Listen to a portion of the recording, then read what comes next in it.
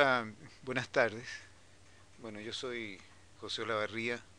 Me hubiera gustado mucho estar con ustedes en este encuentro. Creo que es un encuentro muy importante, especialmente por la calidad de las personas que están asistiendo, bueno, y por supuesto por quienes han organizado.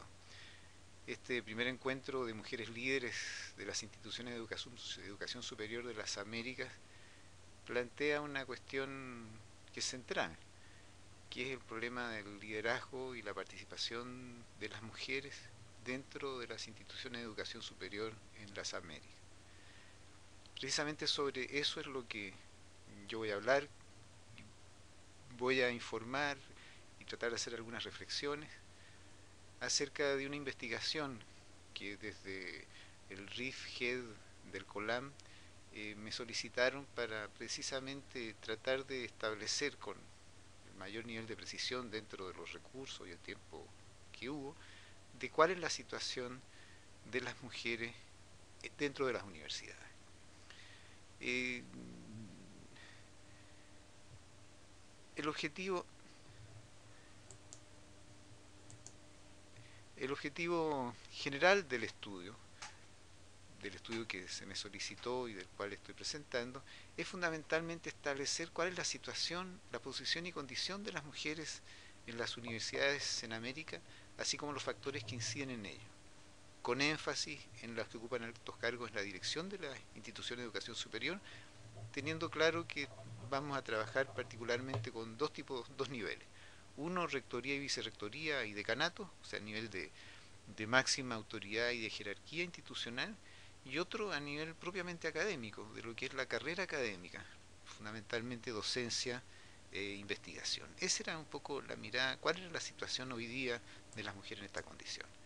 Y los objetivos específicos que iremos viendo a través de la presentación es establecer los niveles de acceso y participación de las mujeres en estos cargos, ¿ya? Y ver cómo se han incorporado y en qué medida y en qué proporción a niveles de docencia e investigación, delimitar qué factores promueven y obstaculizan la participación de las mujeres dentro de las instituciones de educación superior, las dificultades que enfrentan las mujeres al interior de las propias universidades en el ejercicio de los liderazgos, desde una perspectiva comparativa, y vamos a hacer una comparación con algunos países de los cuales fue posible acceder a información desagregada por sexo, lo cual no siempre es fácil, y a partir de esta mirada, ya sugerir herramientas metodológicas que fundamentalmente apunten a un monitoreo en los compromisos que tienen las instituciones universitarias, sobre todo las instituciones universitarias públicas, porque hacen parte de los compromisos y de las obligaciones que tienen los propios estados con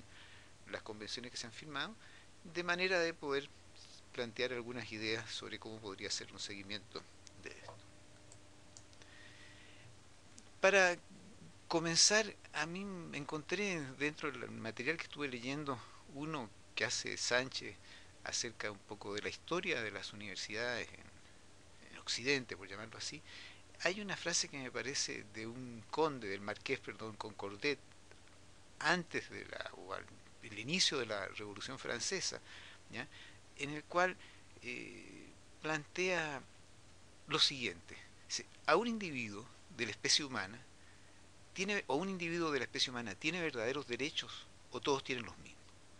Oponerse a la incorporación de la mujer al derecho político por el temor de que la vida pública la parte de la vida y del hogar nos llevaría a excluir a todos los que tienen una ocupación útil por el mismo motivo, los trabajadores, los artesanos, etcétera.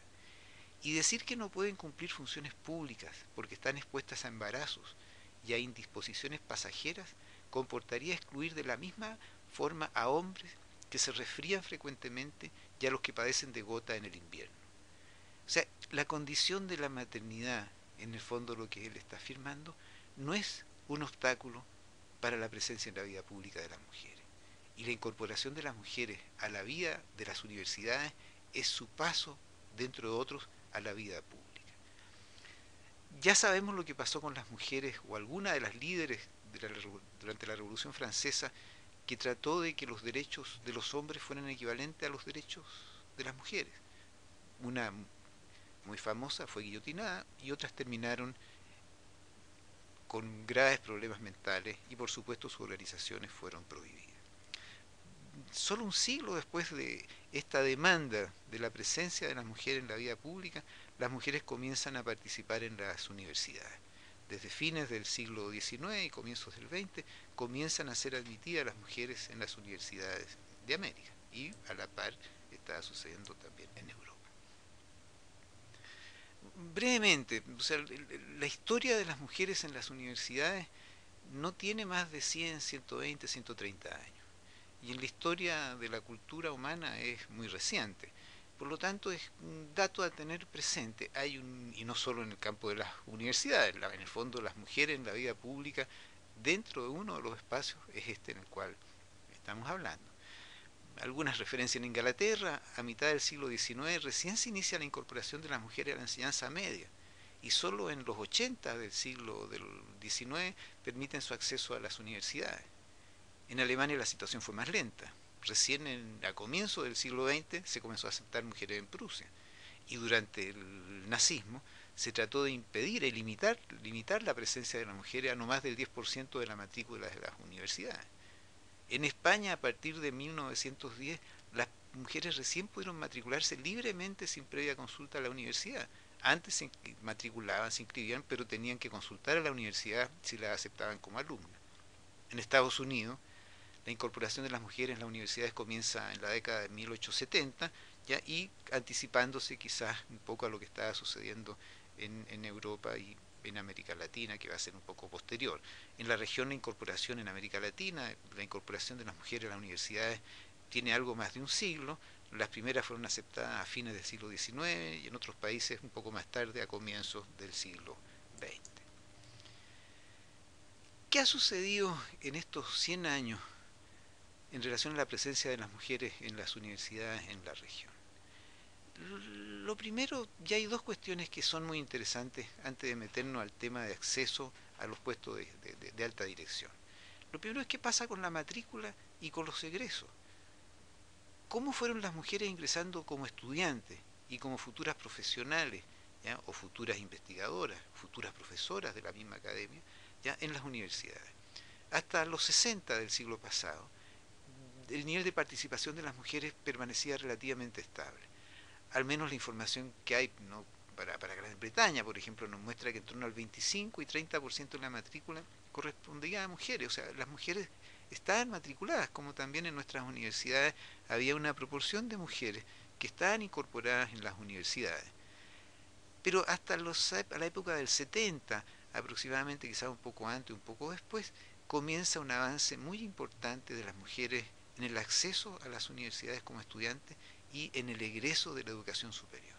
Tanto es así que UNESCO ha señalado para los años recientes, en un informe del año 2006, que es bastante conocido, que en la educación superior las mujeres han conseguido revertir el proceso histórico de exclusión que las tenía en la formación académica.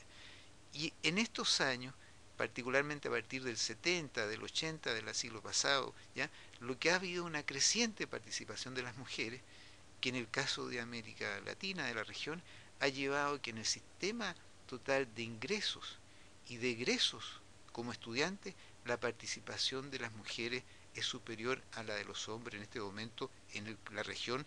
En algunos países puede ser un poco menos, en otros países un poco más.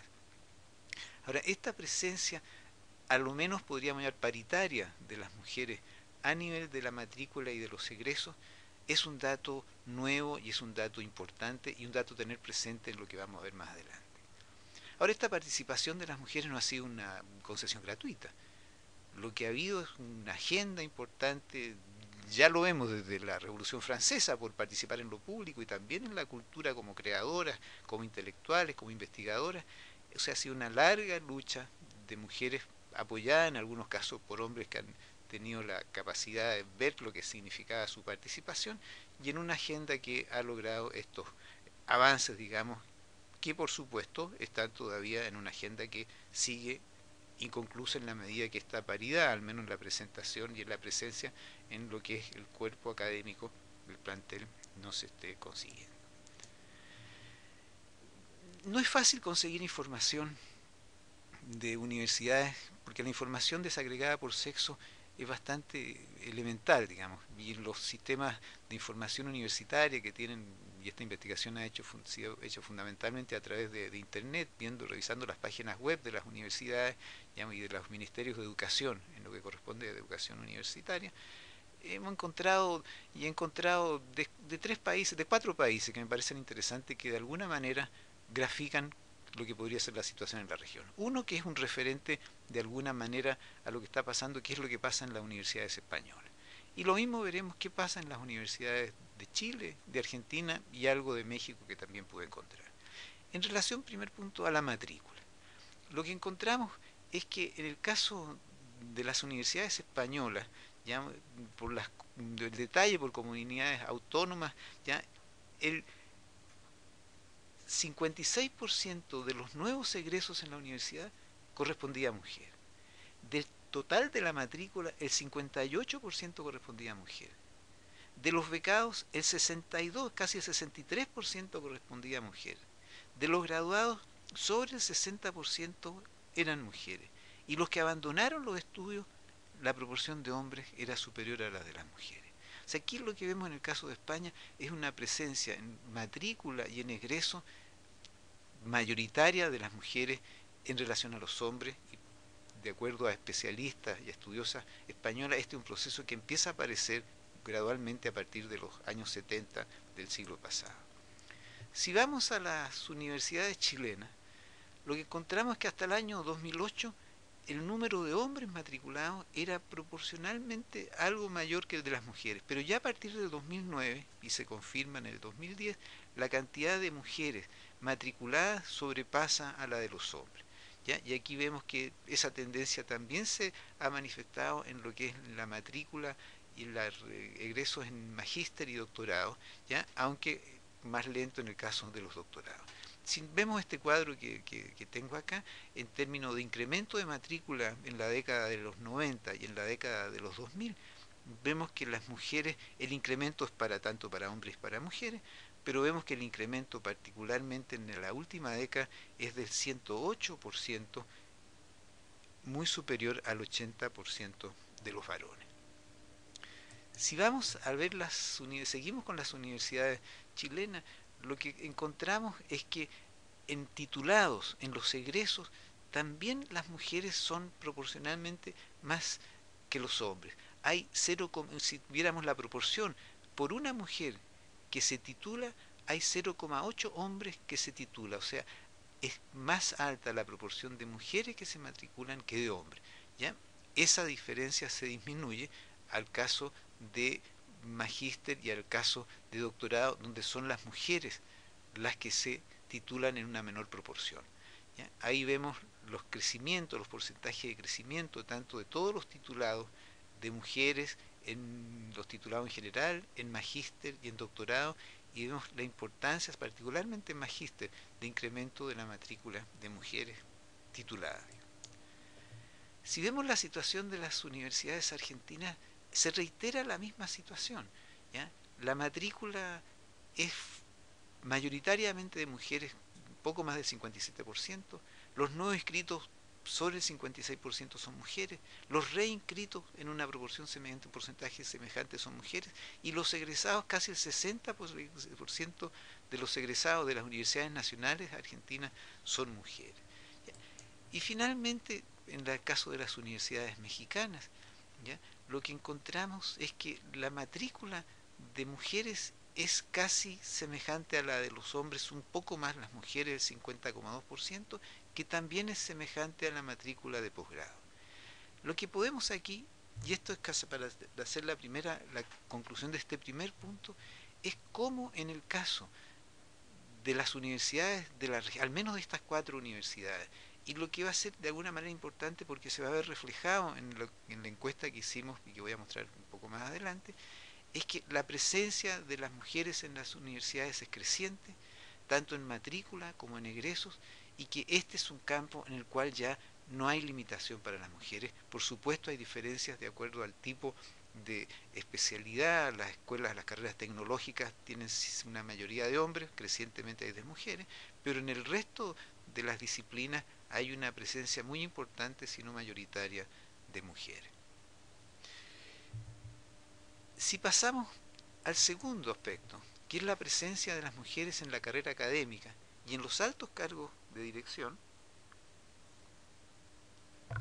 encontramos un cuadro bastante distinto. ¿Qué es lo que nos va apareciendo aquí, en este caso, con estos cuadros? Lo que tenemos es que se da exactamente la relación inversa a lo que se había visto en el caso de las matrículas.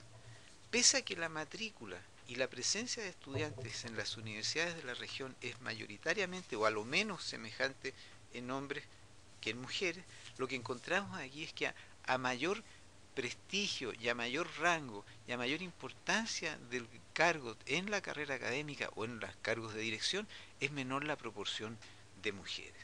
Por ejemplo, en el caso de España, si nosotros vemos aquí de personal docente de investigación, esta información del 2008, entregada por la fuente oficial de las universidades españolas, solo el 15,2% de los catedráticos eran mujeres. Y en las universidades españolas, entre el 50 y el 60% era de matrícula de mujeres, tanto en pregrado como en posgrado. Esta proporción, hay una gran disimilitud, digamos, en la proporción que significan los cargos de docencia, los cargos de máxima jerarquía. Como titular universitario, un poco más de un tercio son mujeres. Como catedrático de escuela universitaria, un 30%. Como titular de escuela universitaria, el 40%. Ahora, esto que vemos en España se nos empieza a repetir en los países de la región. Si vemos en el caso de Chile, y desgraciadamente las estadísticas, como no son comparables porque no corresponden a los mismos tipos de indicadores que están usando, al menos de los cuadros que han usado, pero que nos pueden servir como referencia qué sucede en este campo. Por ejemplo, en el nivel de formación de los académicos en Chile y de las académicas en Chile, que título de doctor, solo el 25% de las personas que tienen título de doctor en las universidades chilenas son mujeres. En cambio, el 40% corresponde a mujeres en magíster.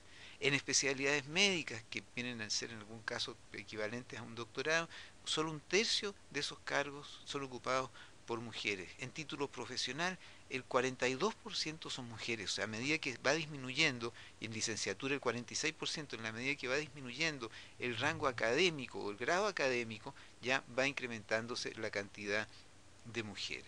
Ahora, si seguimos en las universidades chilenas y vemos la situación de los contratos, de las horas contratadas a académicos, tanto hombres como mujeres, y nos situamos en las 39 y más horas, encontramos que un tercio de las personas contratadas ya por 39 más horas corresponden a mujeres. Entonces se empiezan a repetir de alguna manera los mismos datos que estábamos viendo con el caso de España. Ahora, las jornadas completas, o sea, los académicos y las académicas que tienen jornada completa al año 2009, solo un tercio de las jornadas completas correspondía a mujeres, 37,7%. Si vemos en el caso de rectores y decanas, volvemos a ver la misma situación, pero aún mucho más agravada. El 7,2% de los rectores y las rectoras de las universidades chilenas son mujeres, o sea, 4 mujeres rectoras y 53 hombres de un total de 57 rectores. O sea, la proporción de mujer por hombres es 0,08 mujer rectora por un rector hombre. En el caso de los decanos, eso puede ser un poco mayor, y lo que encontramos es que el, casi el 0,2% es la proporción de mujer por hombre decano. Así como esta situación la vemos en el caso de España y en el caso de Chile, también la volvemos a ver en el caso de las universidades argentinas. Allí lo que encontramos es que los titulares de las categorías, estamos hablando de los años 2008, no estamos hablando de muchos años atrás, estamos hablando de años recientes. Las últimas estadísticas que aparecen es que nos dice que de los profesores y las profesoras, y tener que tener claro que en la Argentina casi entre el 50 y el 60% de la matrícula y de los egresos son egresos de mujeres. Solo el 45% de las mujeres ocupan los cargos de titular exclusivo. Pero esa proporción, el 54%, pero en la medida que hablamos de semi-exclusiva, las mujeres ocupan el 39%, y en el caso de titular simple el 30%. O sea, lo que vemos en este caso es que también la presencia de las mujeres en las universidades argentinas, en la academia, es bastante menor en su proporción a medida que los cargos son de mayor importancia. Si vemos los cargos de autoridad y vemos el equivalente con lo que veíamos recién en el caso de Chile, las rectoras de las universidades nacionales argentinas son 5 de 39, o sea, es un poquito más de lo que vimos en el caso de Chile. Si hablábamos de 0,08, aquí es 0,13. Y si vemos los decanos, es un poquito más. Aquí encontramos en Argentina que es 0,35 mujer por un hombre, y en el caso de Chile era 0,2 mujer por hombre. ¿Ya? Esa situación muestra realmente esto que estábamos comenzando al comienzo, que a mayor rango, menor cantidad de mujeres. En el caso de México, la información que he encontrado desagregada por sexo es la de los, las mujeres, como se llama, vigentes por sexo investigadoras. Y lo que encontramos aquí que las mujeres investigadoras no han superado al año 2008 un tercio del total de los investigadores mexicanos, pese a que en las universidades mexicanas el 50% de la matrícula corresponde a matrícula de mujeres. Aquí lo que nos mostramos es cómo exactamente tenemos esta situación de poder de alguna manera mostrar que este contraste entre una matrícula muy importante de alumnas y egresadas mujeres con una ausencia también muy importante de mujeres en los cargos de alta dirección académica y alta dirección de la gestión universitaria. Ahora, los estudios, se han hecho varios estudios en la región, y seguramente ustedes que están participando han sido parte de esos estudios y posiblemente los han hecho, es buscar explicaciones, bueno, ¿por qué las mujeres tienen una presencia menor en las instituciones de educación superior a lo que debería ser o a lo que es esperable? Y ahí se dan básicamente cuatro razones principales. Uno, que es la cultura general de género en la sociedad de nuestros países, donde naturaliza la desigualdad y la equidad de género. ¿Ya? Y esa pasa a ser una cuestión central, como se llama, dentro de esta situación de inequidad por el hecho de ser mujeres. Y aquí, bueno, vienen un poco las generales de la ley, digamos. Las mujeres tienen menos capacidad de mando, las mujeres son de la casa, las mujeres son de la crianza, las mujeres, etcétera. Y todo lo que es la cultura de género que ha establecido estas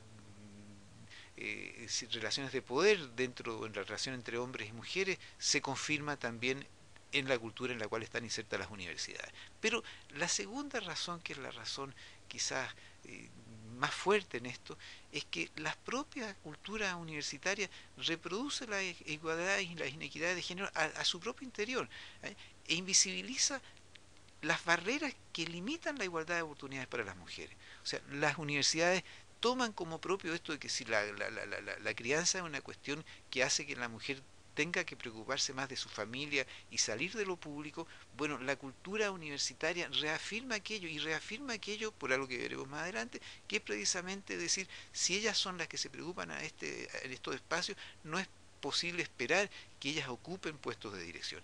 Y al ser una cultura que de alguna manera es hegemónica, lo que hace es que tanto hombres, pero también mujeres, establezcan y consideren que exactamente aquello es así. O sea, que en la medida que son de la crianza, y sobre todo de la crianza y el sustento de la familia, esa es su primera actividad, y por lo tanto ese es el punto en el cual se pueden quedar. Ya veremos un poquito más adelante desarrollar un poco más esto. La tercera cuestión que se plantea acá es también la ausencia en los estudios de las propias universidades, en las mallas curriculares y en los centros de investigación, de la incorporación de perspectiva de género en estas mallas y en las experticias en las cuales los profesionales salen.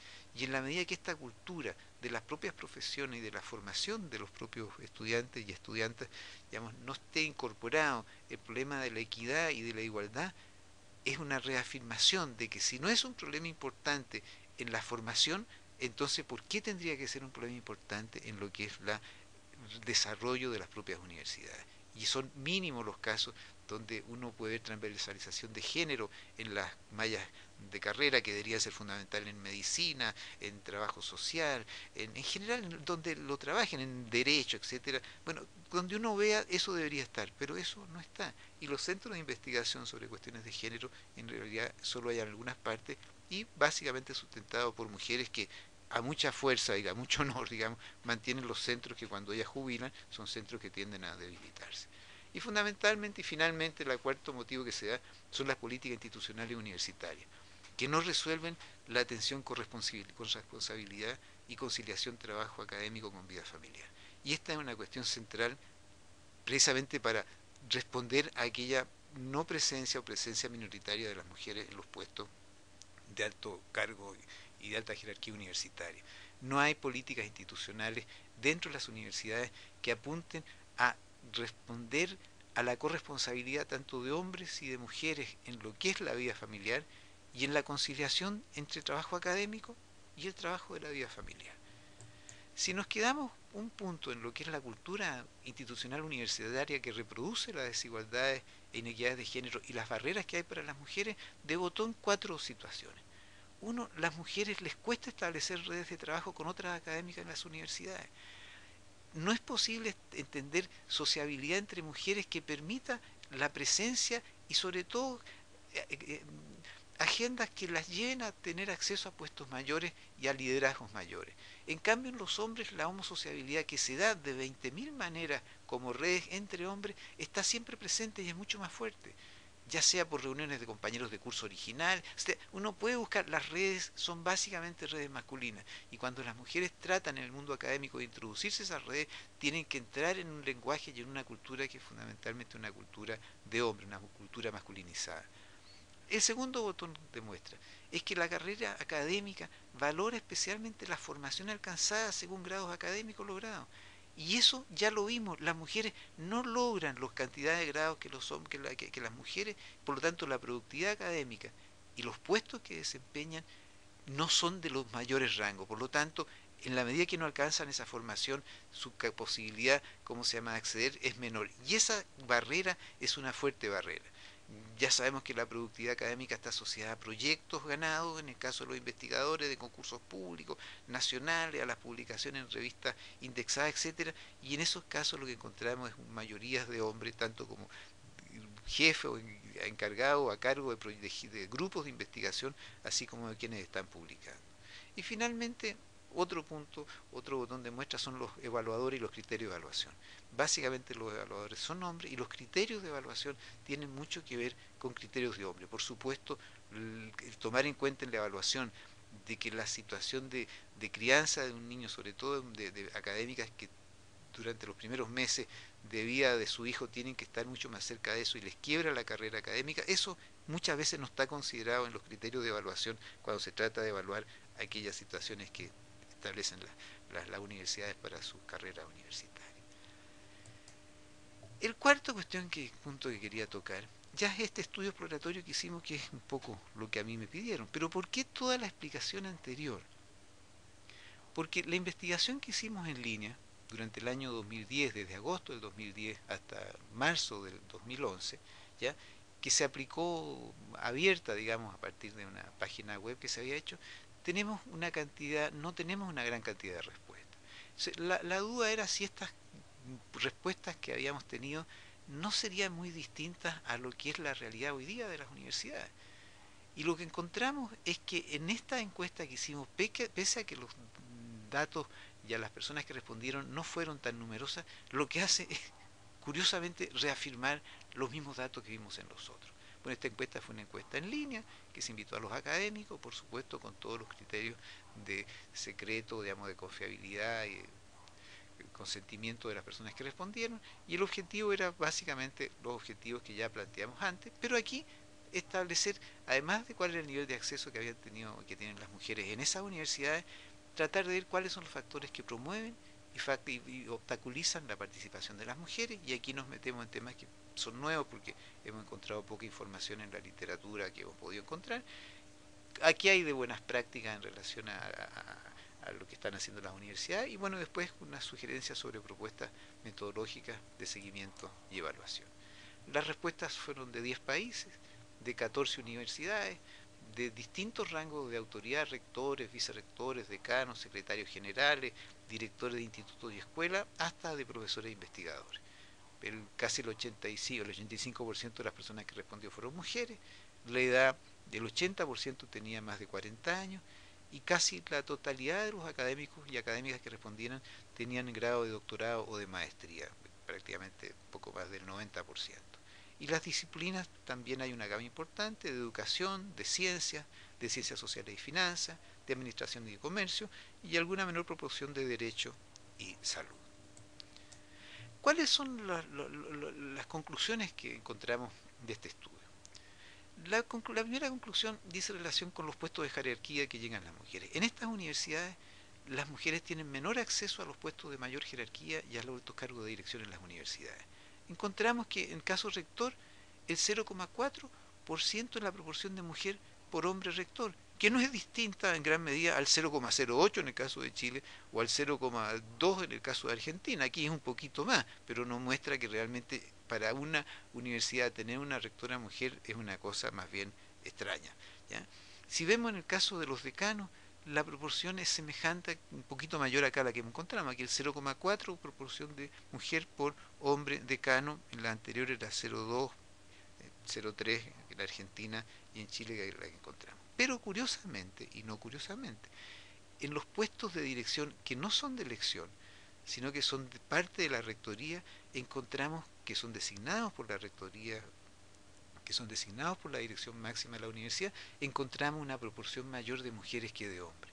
En director o directora, digamos, de relaciones internacionales, la proporción es de 2,8 mujeres por hombre. En la dirección de asuntos de extensión universitaria, de 1,3 mujeres por un hombre. En director de asuntos académicos, los mismos. En director del conocimiento, y aquí ya empieza a ser un poco igual, en posgrado igual. En ciencia y técnica es menor la proporción de mujeres. Pero, ¿qué es lo que encontramos? Las mujeres acceden a puestos de dirección más que por elección de sus pares, por decisión y por designación de las autoridades de su propia universidad. Y ese acceso, por supuesto, es importante, porque permite tener liderazgo en esos campos y sobre todo comenzar a tener experticia de lo que significa ese trabajo que hasta hace poco tiempo no era accesible a las mujeres en la proporción que estamos encontrando ahora. ¿Qué factores promueven la participación? Preguntamos por factores personales y factores institucionales. Los factores personales que las personas que respondieron señalan como promoviendo la participación de las mujeres, señalan dos con la misma, la mitad de las personas que responden, aquí son respuestas múltiples, señalan el liderazgo de las mujeres, las capacidades de liderazgo de las mujeres y la capacidad y la preparación profesional de las mujeres.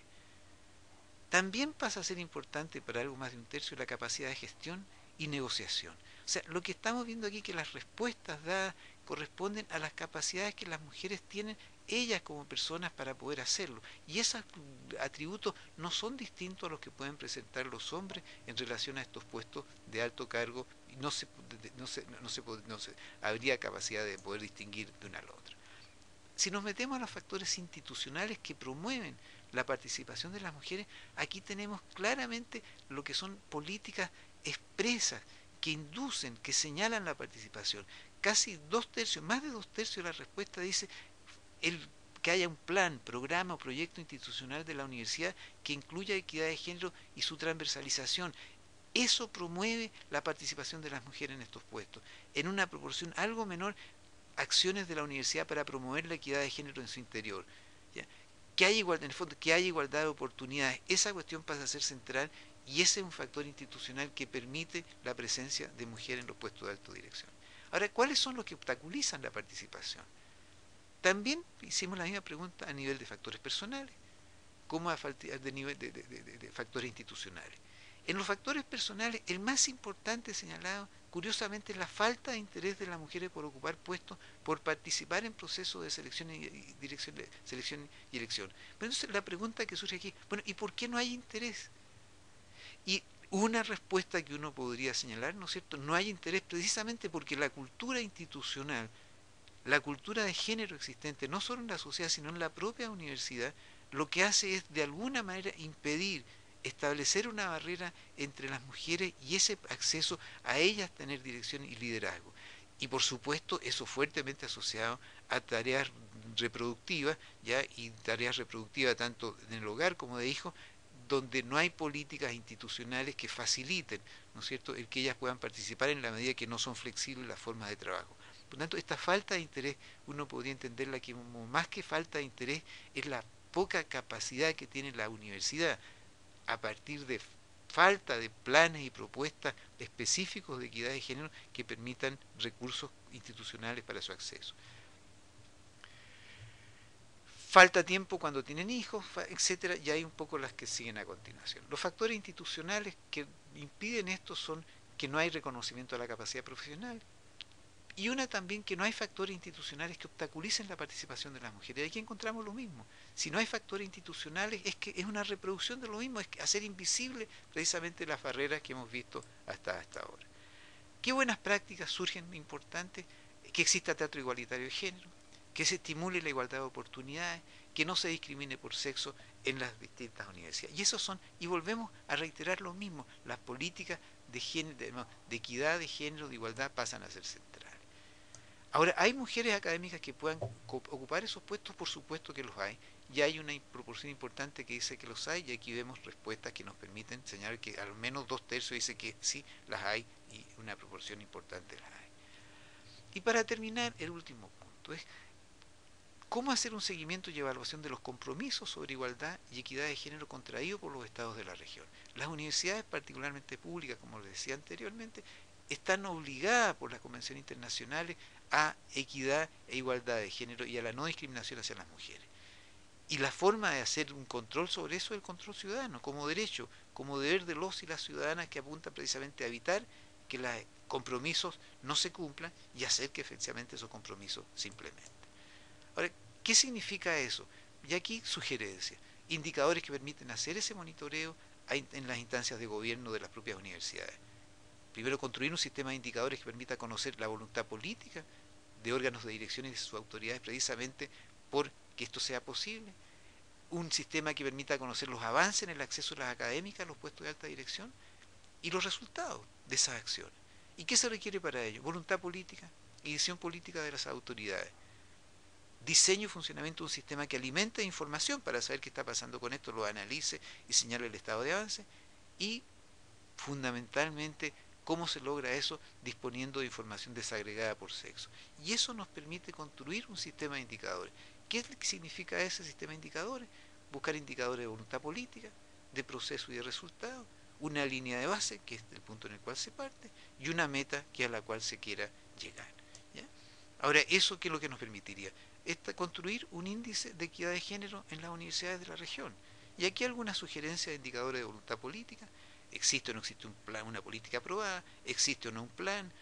¿Se aplican o no acciones en la universidad? ¿Existe o no política de proporcionalidad y representatividad? ¿Las mallas curriculares integran o no integran transversalmente el género? ¿Existen, etcétera? En fondo, aquí hay criterios, indicadores que se podrían construir hoy día para hacerlo.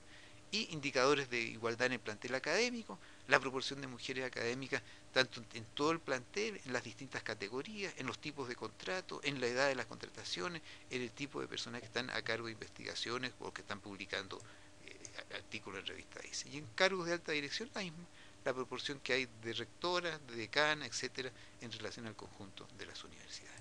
Bueno, y eso sería todo, y discúlpenme que haya sido tan largo, pero me parece que ha sido muy importante para realizar este estudio. Bueno, para mí ha sido una experiencia muy interesante, sobre todo en el trabajo con las compañeras del COLAM, queridas amigas Carmen, Rosamelia y Fernando, que yo les trataba de acompañar en esto, y creo que aquí hay datos que con la precariedad de los datos dan elementos para una discusión mayor. Muchas gracias y que estén muy bien.